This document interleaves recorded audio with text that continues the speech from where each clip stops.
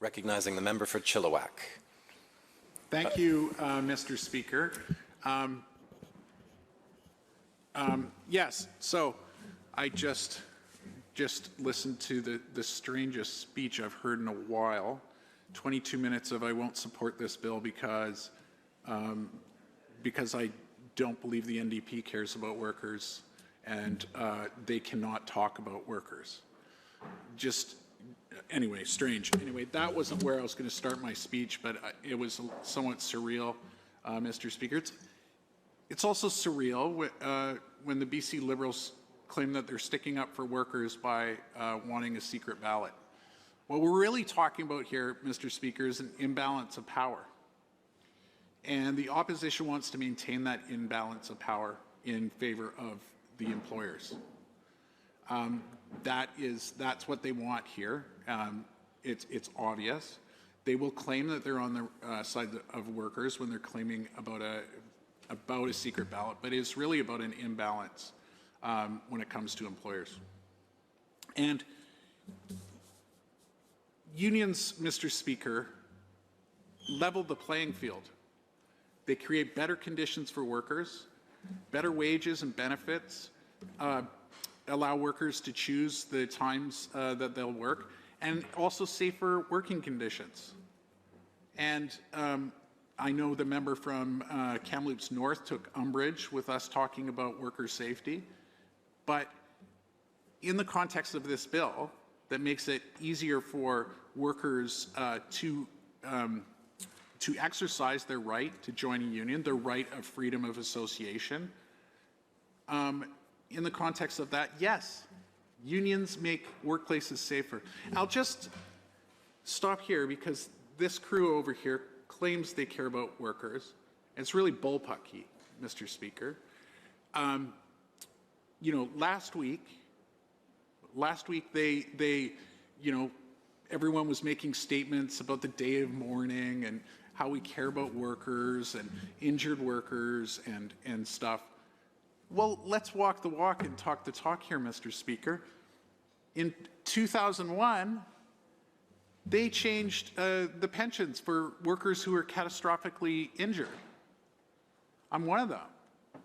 They made it not a lifetime pension anymore, and then they indexed it to CPI minus 1%. That's vicious and mean-spirited, Mr. Speaker, towards workers that are injured, severely injured in the workplace, and then they talk about the day of mourning and how much they care about workers. It's untrue. It's not a real. Oh, and you know who was at the cabinet table when this happened? Their new old leader. You know, exactly. That guy was in cabinet when they did this vicious, mean-spirited thing to injured workers. And we're talking about the day of mourning, and it's empty words when it comes from them, Mr. Speaker. And I think people should realize that. So, you know, there's lots of talk also in this chamber right now about the report and what the report says. And, you know, that it says that we need to keep the secret ballot. Well, it says we need to keep the secret ballot, except if it doesn't solve the problem of unfair labor practices in the context of organizing drives. And then it says that then we should look at car check. So I'll just read from the report here, Mr. Speaker. While secret ballot votes are integral to our democratic political system, we recognize that certification votes occur in very different circumstances than political votes. Certification votes occur in the context of the power imbalance between employers and workers in the workplace. Employers control the operation of the business, have the right to fire employees, and can curtail or close the business. Unlike political votes, Section 7 of the Code limits unions' ability to communicate with workers during working time. Employers, on the other hand, have an unrestricted ability to do so throughout the workday. Political candidates have voters lists, while in the certification context, unions have limited information to determine the bargaining unit constituency. So when the other side, and this I heard today from the member from Kamloops North, when he's talking about, when he's trying to equate political elections with organizing drives or union certification, he's conflating two different subjects. We're talking about two different things here, right? So the report goes on to say, although employers have a legitimate interest in whether their employees choose to access collective bargaining, that interest must be weighed against the fundamental right of employee choice. There's no dispute that unlawful employer interference can significantly influence or undermine the exercise of employee choice. One of the most significant barriers to the exercise of employee choice is employer opposition, and more importantly, unlawful interference. During the public consultation process, they, I'll say we, but they, the panel, received numerous anecdotal examples consistent with studies that unlawful interference has significant impact on the certification success rate. Concerns regarding unlawful interference with employee choice during a secret ballot vote are legitimate, and the code must protect the right of employees to access collective bargaining. It goes on to say, Mr. Speaker, the panel is acutely aware the secret ballot vote can only be an effective mechanism for employee choice if the code deters and prevents employers from engaging in unfair labor practices and provides meaningful consequences for such practices. The exercise of employee choice through certification votes must be protected by shortening the time for votes, ensuring the expeditious and efficient processing of certification applications and unfair labor practice complaints, together with the expansion of the board's remedial authority. If these enhanced measures are not effective, then there will be a compelling argument for a card check system. And those have been, Mr. Speaker, sorry, they have been ineffective.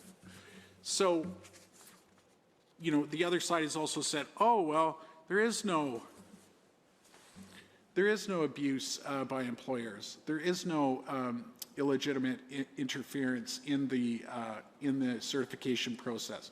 The right of workers to organize, freedom of association.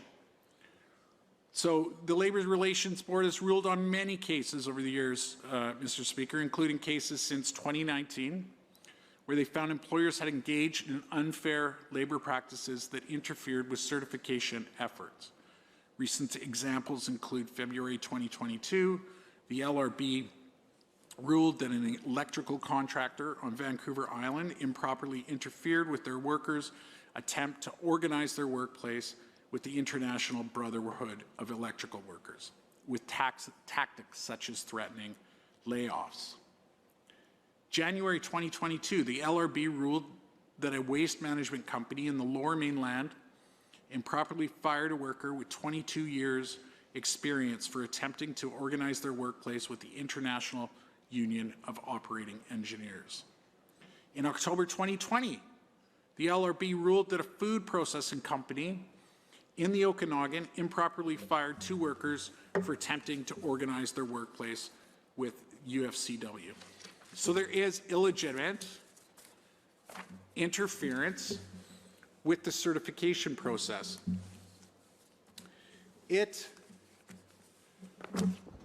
That's why I say this is really about a power imbalance, Mr. Speaker. And, you know, the secret ballot process gives rise to 2 main concerns. And under a secret ballot system, employers have an opportunity and incentive to engage in unlawful interference into the certification system. And now why, when we're talking about the freedom of association which is a right guaranteed in the charter, why would we allow employers to meddle in that system, to meddle in the right of workers to certify? Why would we allow that? Right? We don't allow other countries to meddle in our elections. So why are we allowing people? Yes, that's right. You want to talk about you want to equate the two, certification and political involvement. Then let's use some examples. The other side, Mr. Speaker, is obviously uncomfortable with this. Uncomfortable with this because they don't believe in worker choice. I mean, you only have to look at the almost 15 years that they fought in courts with the BCTF. You only have to look at that, Mr. Speaker. And the Supreme Court came back in record time to tell the BC Liberal government that they were doing the wrong thing. Actually, an embarrassingly short period of time. Embarrassingly short period of time. And then they come in here with nary a blush on their face, as if they just rolled in here and they had not been in government for 16 years. Like they rolled in here and all of a sudden they're discovering that there's inequity between workers and employers.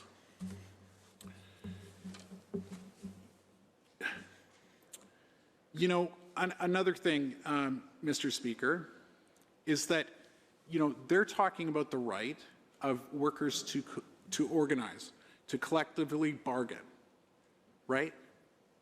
Time and time again, when they were in government, they threw away contracts. This is what, if we want to talk about the political process and getting involved in the process, you know what got me involved in the process, in the political process? My mother, who's close to her retirement, worked as an employee at the hospital and was in the HEU.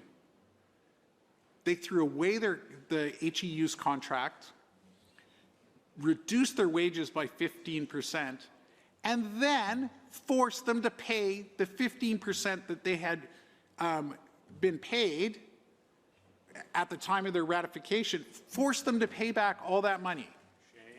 Shame is right.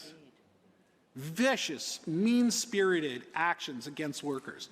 And then they roll in here like they care about workers and the secret ballot system. No, this is about an imbalance in power, and this imbalance of power favors the employers. And that's what they really care about here, Mr. Speaker.